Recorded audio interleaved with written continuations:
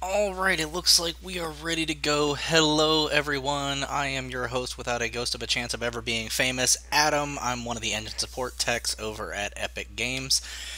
And thank you for coming out to the stream tonight. I know, TK. I'm still using 4.7 because I'm really lazy. There's no denying that. Anyways, so today is a special stream because I actually have something to give away today. Sweet! We're going to do that at the end of the stream, and I'll tell you how we're going to do that at the end. And I'm not even going to tell you what it is until the end. So, haha, force you guys to be here the whole time. It's like screwed up and stuff. I want to welcome Kitatis to the studio. He's one of the mods on our forums. Amazing guy. Welcome, Zelba. Welcome, TK. Glad to have you all here. Hopefully we'll get some more people in here. It'll be awesome. So what we're working on today is we're actually going to be working on the start menu for our puzzle game, which I'll go ahead and show here, and that way people can kind of see what we're doing.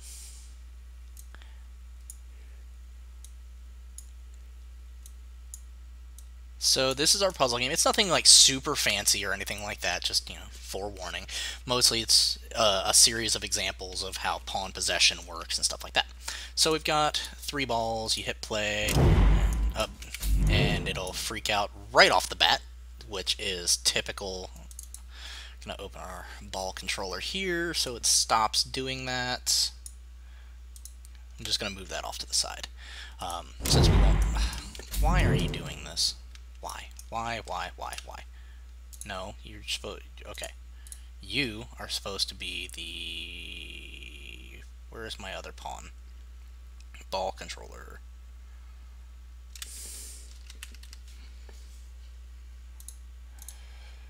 Ball A. Ball controller. Okay. There we go.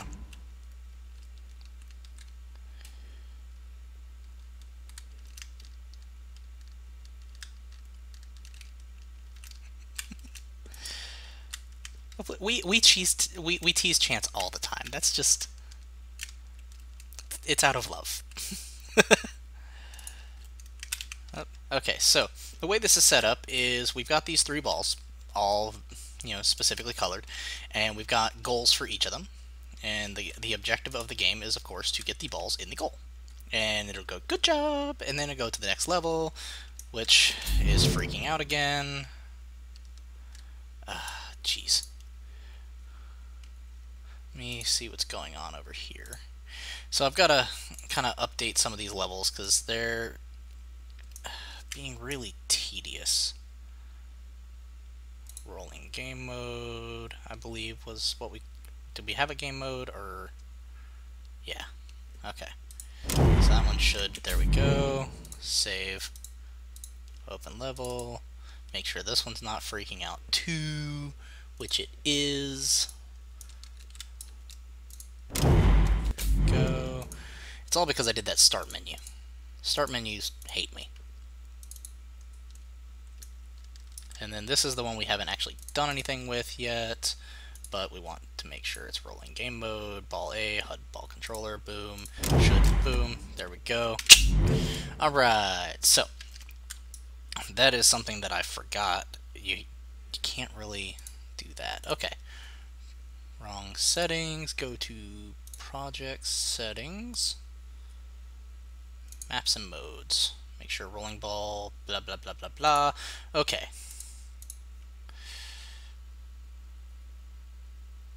So what we need to do is go to our start menu, because that's where we're going to be working today.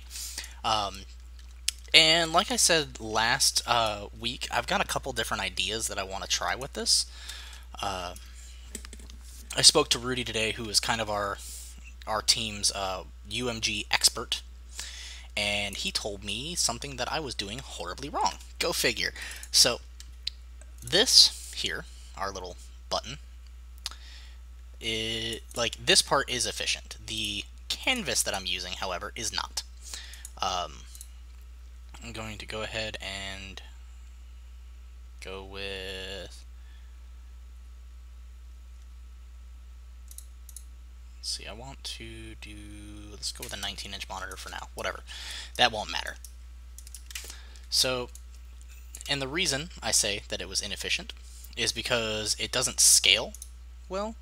So what I'm going to do is I'm going to hit this button, which all this button does is when on clicked, we have a variable which we're going to call select level, and that variable is editable so that we can actually use it to choose various levels.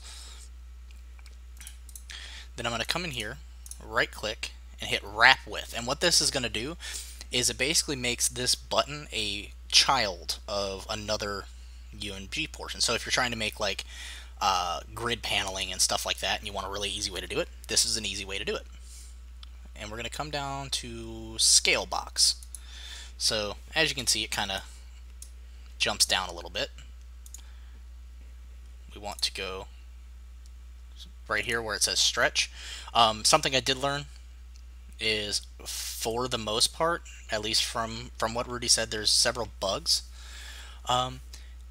Possibly Catatus. I was trying out various things. I wanted to give it a just generic open level kind of thing.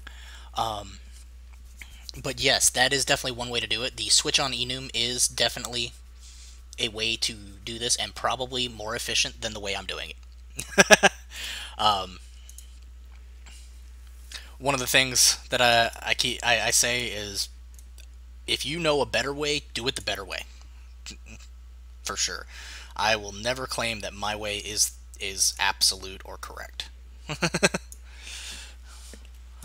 This is just kind of how I've learned how to do it. And this text block is going to be, let's see, I want to set this text block to the same text in here. Do I need to create a bind? No, that's what I need to create a binding. Return value is going to be toString, or no, it's toText, not toString. Hey Jackie, welcome. toText. Compile, save. So now this text should, quote unquote, print out the information that is in this button. So we'll be able to tell, hey, this is level 1. Okay. Boom. So we go to our start menu, which is all, you know, fancy and fresh here. We're going to stick that right in the top. This one already says level 1. Then if we hit, let's see, this one is set to do that, so I am going to go into level blueprints, event begin play, set player controller.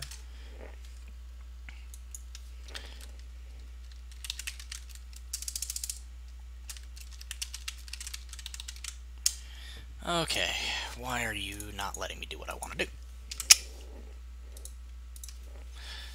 So what I need, and this has been kind of the overall difficult thing here,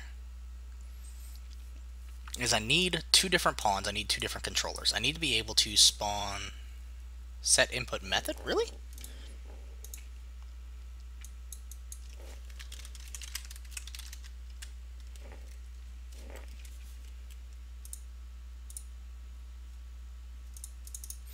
Try it off of get player controller.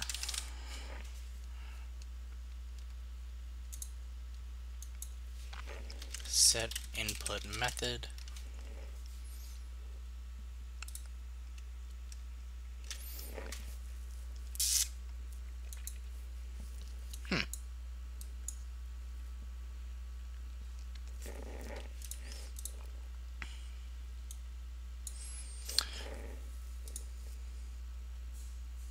I suppose I could use the original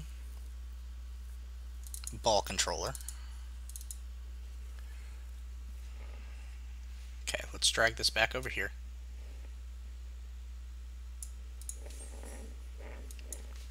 Set input.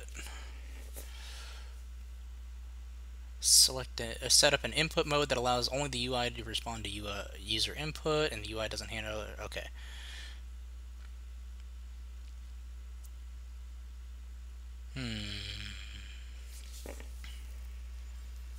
Yeah, it's a 30-second delay. Let me see. I'm gonna open my little sources here. I don't know if I can actually change the delay.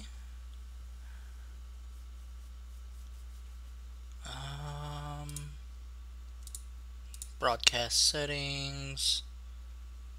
Yeah, my delay's set to 0. So I guess that's just like the minimum delay Twitch allows.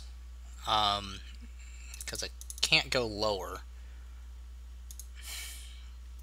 I'm sorry, if I could change it, I would. But apparently because that's been a constant problem, is the 30-second delay.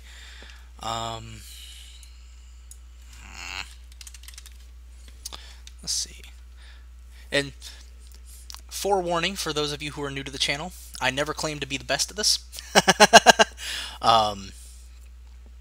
This is kind of me banging my head against a wall until I get it right. Let's see, what does this do? Set an input mode that allows only the UI to respond to user input, and if the UI doesn't handle it, player input, player controller gets a chance.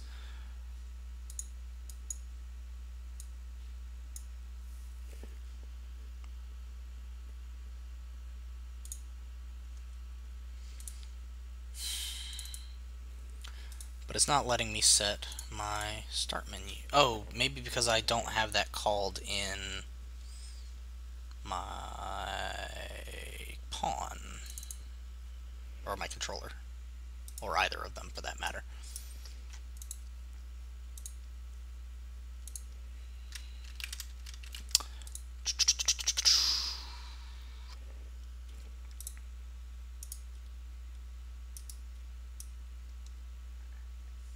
That's camera actor, set view target to blend.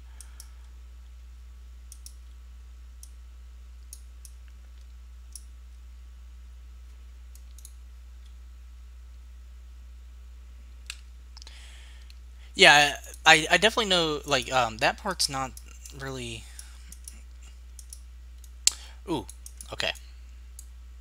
Let's try this. We're gonna change this up a little bit. Branch. Okay.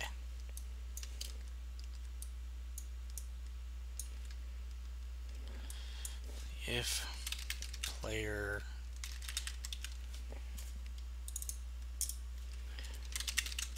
character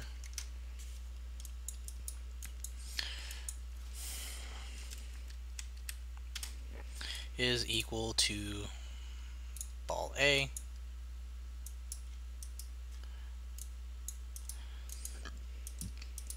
if not,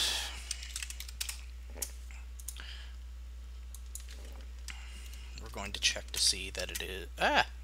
What did you do? Okay. Why are you doing that? I hit Control V. Or maybe I didn't. I said... Oh. Alright, fuck it. Well, I guess I can just do... It's being stubborn.